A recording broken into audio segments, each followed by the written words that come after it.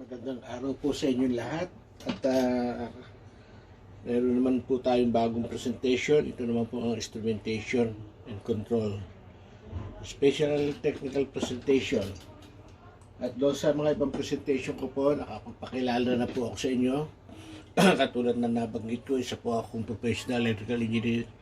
Ligid sa inyong kaalaman, ang una ko pong naging trabaho noong 1973-74 is instrumentation sa Unitech Engineering Corporation. At Honeywell po ang aming pinadalambra noon during that time. At ako po hindi na nakapag-abroad at dahil pinakiusapan ako ng aking boss na during that time ay halos lahat umaalis ang mga tao sa instrumentation. Dahil pinakiusapan ako ni Mr. Manaloto, sabi niya, Mandy, pwede ba? Saka ni Mr. Boson na huwag ka munang umalis. So nangyari, ako po nag-train ng mga bagong hire doon sa Unitech at mga bagong pasok tungkol sa instrumentation. There was a time also na doon kami sa isang project sa Nagilian, La Union, yung Philippine Cellophane Plant, yung PCFC, gawa po yun na cellophane. Ako po nag-start at ma-instrumentation doon. At napakadami namin, marami po ako kasamang tinetrain doon. Nagalit pa yun sa akin yung process. At sabi niya, pag-uuntugon daw yung aming mga ulo. At dahil sa isang control valve, halos 3 o 4 kami. Although sinabi ko naman sa kanila, sa boss ko, na nagagalit yung process, ba't nagkukulumpunan. Hindi nila alam na under training lahat yun. Ang kontrata lang naman namin doon ay 1 or 2. Ako lang po sa startup and commissioning. Anyway, marami na po ako naging kwento tungkol sa instrumentation and control. Naikot ko po ang halos buong industry, buong Pilipinas, lahat ng tinatawag nating mga processes at hanggang doon sa Messi, Talakar, bukid doon. Ako, maghahabang kwento yung magkukwento ko sa inyo. At marami pa, pati sa Darang Albay, yung tinatawag na Isarog Pulp and Paper Mill. Isa lang ho yan sa mga plantang in-startup po sa instrumentation. At napasama po rin ako sa PPC sa Pinilla, yung Philippine Petroleum Corporation. At saka na muna siguro yung pag-iabang natin tungkol sa instrumentation. Sabihin natin pag instrumentation na pag-uusapan, ay siguro hindi ho tayo magpapahuli. Yun nga lang, hindi po ako nakapag-abroad at marami naman akong natulungan mag-abroad. Itong presentation kong ito, marami na akong nakapag-abroad, gawa lang na itong presentation kong ito. At pinag-aralan nila, magaling kung ano yung tinuro ko dito. Tapos sabi ko, pag in-interview kayo, kahit wala ka pa experience, yan lang na may tatanong sa iyo eh. Pag nasagot mo lahat yan, sigurado matatanggap ka na. Marami akong nakapag-abroad. Yung isang tao ko na nakapag-abroad, ako napakaganda ng pwesto. Isang linggo sa Laos, isang linggo sa family status, allowance pa lang ko, nasa 300,000 na instrumentation ang kanyang trabaho. Wala ho yung experience na masyado, pero magaling na-interview, diwa ng tinatawag na, ito lang ang mga tinanong, kaya inyong pag-igihin at tingnan magaling at paano nyo mapupulot itong mga aking mga ipukwento sa inyo. So, daanin na lang na po natin sa kwento. So, dito na po tayo sa instrument test and calibration. Bago tayo dumako dito, alamin muna natin, ano ba yung instrumentation? Marami po nagkakamali yung daw SCADA, DCS instrumentation. Bisan nga, sabi na iba, yung gitara daw, instrumentation Yung PH meter, instrumentation. Alamin natin talaga anong totoong instrumentation. Yan. Ang ibig po sabihin ng instrumentation doon sa is defined as the art and science of measurement and control process variable within a production or manufacturing area.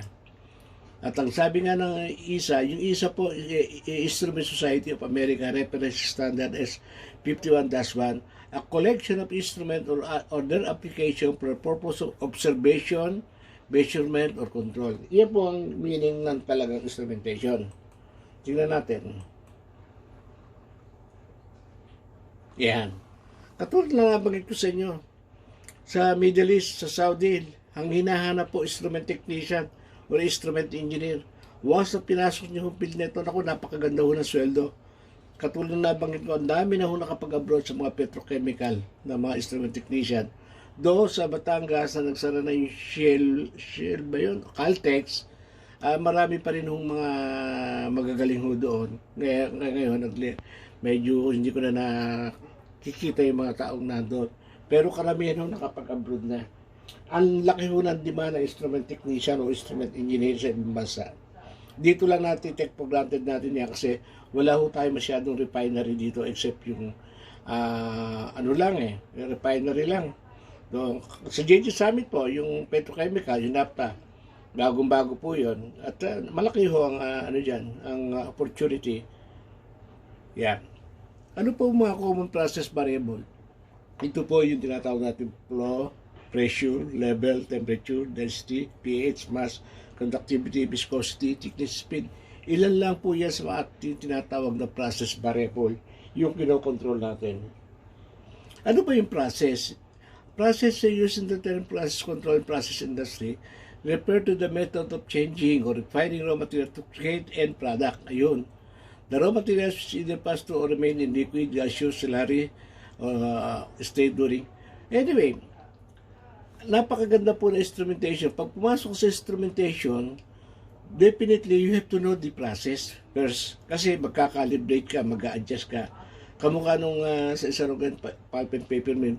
Pag-uusapan po natin ng pulp and paper mill, halos kabisado ko yung process na yan. Nagsimula ko yan sa abaka. Tapos chinap, niluto. Niluto na. Tapos may mga bleaching yan na tinatawag para pumuti pagdating sa dulo. So lahat ng dadaanan nitong abaka from abaka, you have to control. You have the instrumentation. In fact, yung synthetic, I forgot the name yung synthetic, synthetic, yung abaka po niluluto sa isang nagtatumbler na lagyan na malaki. So nagkaroon kami ng problema rito kasi may steam eh. So pag umiikot na yung tumataas yung pressure kasi nadadaganan. So marami hong challenge dito where to put your sensor or your instrument. Isa sa mga sa Daraga Albay po yun, naging very challenging sa akin during the startup and commissioning. Kaya sabi ko nga, kung pulp and paper ng pag-uusapan, siguro kabisado ho natin ang process.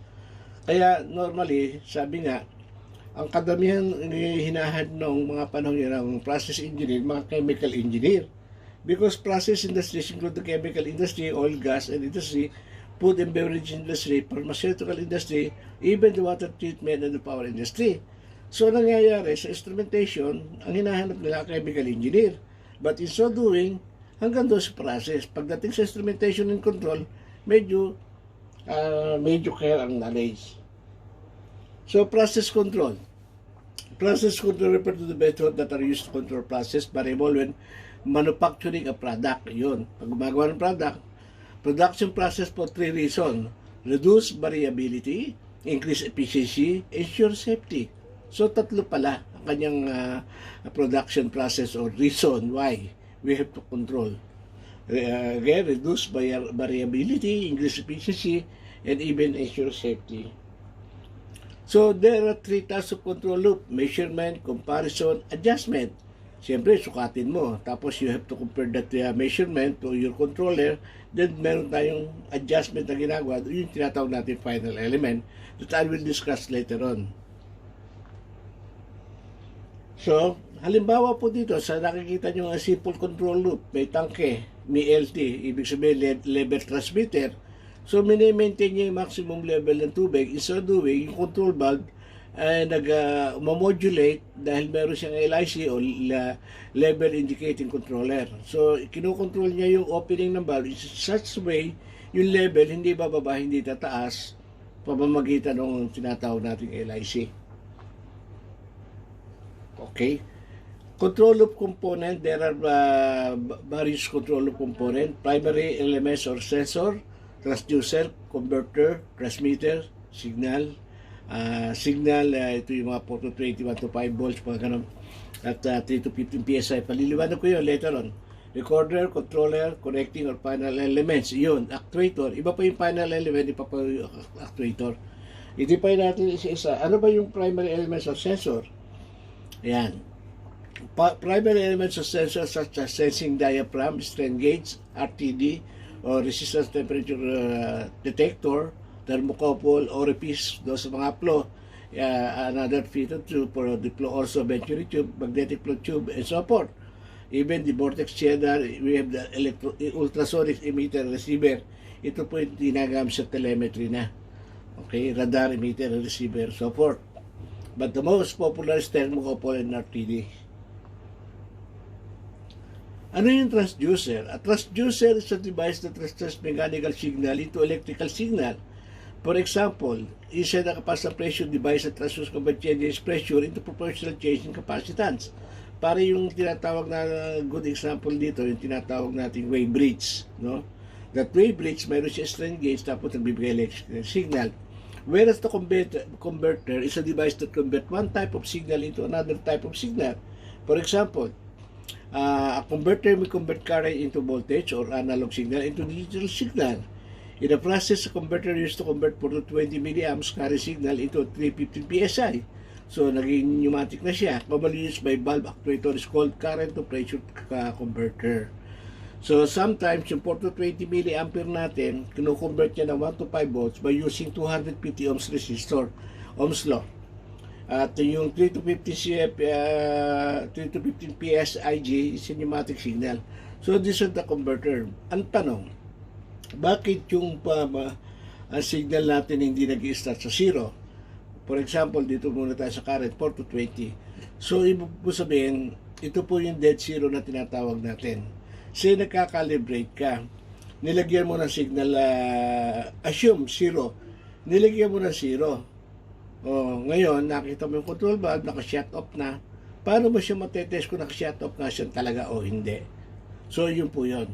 Pero kung meron 4 milliampere na signal o 3 PSI na signal, pag nilagay mo sa 3 milliampere at gumalaw, hindi wala ka pa sa calibration. Gayon din sa pneumatic. Kung binigyan mo siya ng 2 PSI at gumalaw pa siyang pababa, ibig sabihin, hindi pa siya calibrated. So, ibig sabihin, magnanal o mag-shut off lang siya doon sa dead zero natin tinatawag. So, normally sa instrumentation, we never use 0, no? Very, very seldom po yung 0. Even the voltage is about 1 to 5 volts, no? Hindi po 0 to 5 volts. Para pag nilagyan ko siya ng 0.5 volts o 0.2 volts, makikita ko kung calibrated na siya o hindi kasi gagalawin pa siya. Pero pag binigyan ko ng 1 volts o 4 milliampere or 3 PSI o 0.1 bar, ibig sabihin, calibrated na siya pag hindi gumalaw. Pero pag gumalaw, wala pa ako sa calibration. On the part 2, mag-aaral po tayo mag-calibrate. Ito, mag-aaral po tayo. Ano ba yung P&ID? Sabi nila, kung ano-ano. But anyway, P&ID meaning Piping and Instrument Drawing. Ito, pag natutunan yung bumasa nito, makakagawa na kayo ng plano ng instrumentation o ma-interpolate nyo na at tawag dito, matututo na kayong bumasa. So, marami pa rin hindi mo rin mabasa ng tinatawag natin P&ID o Piping Instrument Diagram. At yung iba nga, akala nila Professional Integral Derivative. So, sabi na iba, process, indicating, or diagram, and so forth. But the real name is Piping Instrumentation Drawing. So, sa instrumentation pala, hindi lang electrical, hindi pala pneumatic, may piping pa rin pala. So, kaya sabi ko, instrumentation, dito sa atin, wala pa tayong school, dan wala pa tayong tinatawag na license sa instrumentation. At gawa ng magulo, magulo, naging hinahin sa kongreso kung saan hindi na-aprobahan magkaroon ng instrument engineer o instrument technician. Kasi marami pong tawag dito, tinatawag na mga hindi nakakaintindihan. Instrumentation, sinasama yung robotic, sinasama mechatronic, sinasama eskada. Iba po instrumentation kisa dito. Ito po ang tunay na instrumentation, yung process control. Kaya siguro kung sakali maiintindihan ng bawat isa, magkakaisa, baka maaprubahan sa Congress yung tinatawag natin totoong instrumentation. Hindi po yung instrument na nagpapatutulong tayo. Okay, mag-aral lang tayo bumasa ng plano ng instrumentation. Ayan. Tingnan nyo. Piping Instrument Drawing. Okay, P&ID. Doon sa mga hindi ho nakakaintindi pa, pag nakita mo yan, ano ba yan? may papaguhit-guhit, pabilog-bilog yung mga kudrado. And very popular sa inyo, nakikita nyo lang siguro dito, yung ating tinatawag na control valve, no? The control valve. And siguro ito, bari nyo naman sabihin, siguro ito, yung TY o thank you, no? Yung TIC yun, alam nyo na siguro ng iba, temperature controller. Mag-aral po tayo ngayon bumasa ng plano. Pag ito marunong ho kayo, definitely yan ang itatanong sa inyo. Pag kayo mag-abroad, in-interview kayo, ito lang itatanong. Una, napakadali po. Ito po yung mga symbol. Yan. Ang sabi dito, the circle indicates individual measuring instruments such as transmitter, sensor, detector. Yung bilog daw. Ha? Yung bilog. Either siya, instrumento yung bilog. Either transmitter, sensor, o detector. Ngayon, may guhit ito sa loob. Yung unang guhit, sinasabi na sa control room siya. Yung pagdalawa naman, sinasabi auxiliary. Pag walang guhit, nando sa field. Pero pag merong dotted line, ibig sabihin, yung instrumento mo, not accessible. Tingnan natin, example. Ayan. Ayan, masasagot nyo na yan. Hindi ho ba? Yung number 1, anong tawag sa number 1? Instrument auxiliary. Yung number 2, number 3, number 4, hindi nyo pa alam. Isusunod natin yun. Ha? Susunod natin. So, sa madaling sabi, yung unang paliwanag ko dito, ayan, nandoon sa sumunod na drawing. Dahil bilog siya, dalawa guhit. So, ayun, number 1 po siya. Auxiliary, instrument, number 2, number 3, number 4, ewan ko pa. Kasi hindi nyo pa rin alam. Okay? Sunod natin. Ayun. Yung bilog nilagyan ng kudrado. Ang sinasabi dito, the square represent instrument both display, measurement, and control function. So, kumpleto na siya. Meron na siya measurement and control function. Pero, hindi nawawala po yung guhit sa loob ng circle. Kamukha ng control room, field, not accessible. Doon sa huling-huli, nilalagyan ng flow square root. May square root, transducer. Kasi po ang flow natin, hindi ba walang direct measurement. Pag ginamit sa instrumentation, gumagamit po tayo ng flow square root transducer.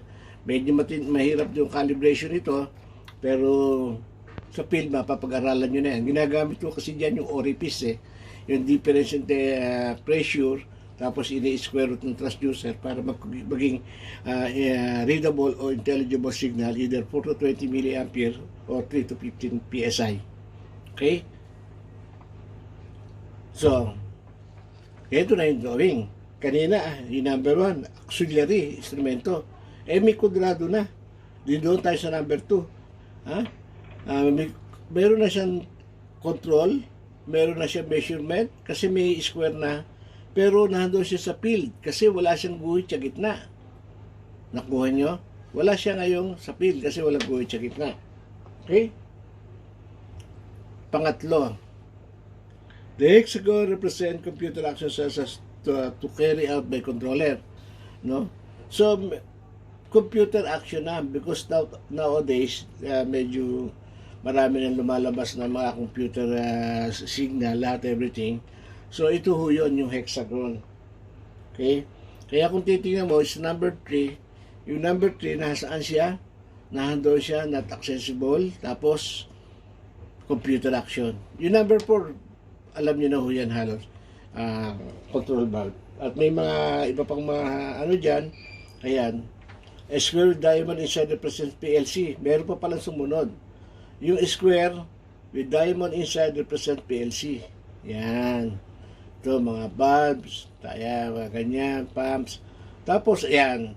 Meron din ho tayo mga drawing na tinatawag. May sa piping, heavy line, process connection, electrical signal, pneumatic signal, data link, capillary tubing for field system, hydraulic signal line, guided electromagnetic or sonic signal. Doon sa pneumatic signal, normally, ito yung mga 250 PSI or ang supply niya is 30 PSI. Sa English po, sa nasanay kasi ako sa English At panahon ng araw, kaya kabisado natin yung mga signal na ganon. But nowadays, 0.1 bar to 1 bar yata. Okay? So, a heavy line, sabi ko nga, heavy line, or solid line represents piping. A thin line represents process connection to instrument, impulse piping. A dashed line represents electrical signal, let's say for example 4 to 20 or 1 to 5 volt. A slash line represents pneumatic signal tube. A line within circle represents data link. Other connection symbol include capillary tubing, profile system, remote diagram, hydraulic signal, and guided electromagnetic sonic signal. Okay? Ito po yung mga iba pang mga symbol na doon sa Instrument Society of America. Ayan. User choice, control, yan. So, nandiyan po naman napakarami na yung table na yan from ABC to A, B, C, D, E, F, G, up to hanggang letter Z. Hanggang letter Z po. So, marami pa po yan. Yung under Instrument Society of America. O, di ba? So, nagkagulo na. Pero dahil kanina, marunong na kayo, kaya-kaya nyo nang basahin yan. O, di ba? So, katulad nito, ito, nasa field kasi flow transmitter siya, di ba? Flow transmitter, wala siyang guhit, so ibig sabihin nasa field siya. Ano pa? Ito, transmitter, electrical signal, not accessible, pneumatic signal, tapos isa, alam natin, temperature indicating controller, 1, 2, 3. Ito naman, flow indicating controller, na nandoon siya sa control room. May square root siya to convert the signal galing from transmitter and so forth. And giving command to transducer, not accessible, kasi nakakapit yan dito sa loob para mag-modulate yung control valve. Ganon. So, with that previous presentation, marunong na ho kayo magbasa niyan. Ngayon, magkakabit-kabit na ngayon yan sa process. Mahaba na yan, kung ilang blueprint na ho yan. Pero basically, dyan lang po nagsimula yan. Ito ngayon ang pinag-aawayan, kinukukwento ko sa inyo. Control engineering or control system engineering is different from instrumentation or mechatronics. What is control engineering or control system engineering? Is the engineering discipline that apply control theory to design system with desired behavior. Parang utusan. Control engineering responsible for research, design, development, and control devices, system, typical manufacturing facilities, and plan. The practice uses sensor to measure the output performance of the device being controlled, and those measurements can be used to give feedback to the input actuator that can make a correction toward desired performance. Okay? When a device designed to perform without the need of human input for correction is called automatic control. Sa cruise, yung mga yung auto natin na may tawag dito, auto navigation. Pag sinet mo, wala ka ng human input, siya na nagko-control, kumbaga, mabibilis, magbabagal. Parang gano'n. Multidisciplinary nature control, system engineering active focus on implementation of control system mainly derived by mathematical modeling of system or range. Yan. Control engineering, control system engineering. Ayan. Yung generic niya is ICS. Sabi na, ang galing ko sa ICS. Paano mo sinabing magaling sa ICS? What is ICS? Pwede, siguro, magaling siya talaga. Alam niya lahat. ICS meaning is Industrial Control System is a general term that encompasses the type of control system used in industrial production. Katulad po na SCADA. SCADA, Supervisory Control and Data Acquisition. DCS is Distributed Control System. PLC, Smaller Control System, configurators such as programmable logic controller, often found in industrial infrastructure. And SCADA, paliwanag ko na, siguro familiar kayo dyan. And this is, we call it the architectural concept, basic concept architectural of SCADA. Design ko po ito sa isang kliyente. Ganyan ko lang muna siya pinipresent para wala siyang detalye kasi baka mamaya hindi na ma-award sa'yo. Naghirap ka na. So, you have to discuss the system. So, sa SCADA, meron kang tinatawag ditong software na ginagamit, no? Either wonderware, kung ano pang wear, o underwear, marami. So, may mga SCADA available na tawag doon mga system na available. Dito, ginamit ko kasi wonderwear, you know? So meron siyang, for every station, kanya-kanya sila eh. But there's already a system wherein pwede nang dalan yan lahat para makamura ka. Kasi binibili ho ito medyo mahal eh. Okay. DCS is a distributed control system, distributed control. System DCS has been primary solution for process automation. Yan. Control system for process wherein control element is throughout the system. Tignan natin ang drawing. Yan. Ganyan. So, meron siyang mother. Mother siya. So, nakakalat siya. So, kaya nga distributed control system eh. Yan ang DCS. Naging lumabas ito siguro dekada 90 at ngayon medyo madalang na yung mga DCS because of the SCADA. Okay? Yan, ganyan po configuration yan. Plan, bag. Pagdating daw sa computer center, nandun lahat. So, distributed po siya. Ha? Level 0, level 1, level 2, level 3, level 4. O, pagdating sa level 4, production scheduling ka na. The element of this system connect directly to the physical equipment such as switches, pump, valves, and human-machine interface, HMI. Human-machine interface, kamukha yung sa amin doon sa last engagement ko. Meron nung kami HMI na siya, Siemens, yung Simatic 7 or 7 ngayon, yata 8 na. And the difference between these is SCADA is open subtle, especially with the advanced technology allowing functionality of its overlap. Yan. Kita nyo? Yan yung mimic diagram using the DCS system. Kaya dito, kaya kanya-kanya level yan. Yung production, pwede niyang bago-baguhin. At yung root naman, sila pwede mag-adjust ng internal. So, kanya-kanya level under the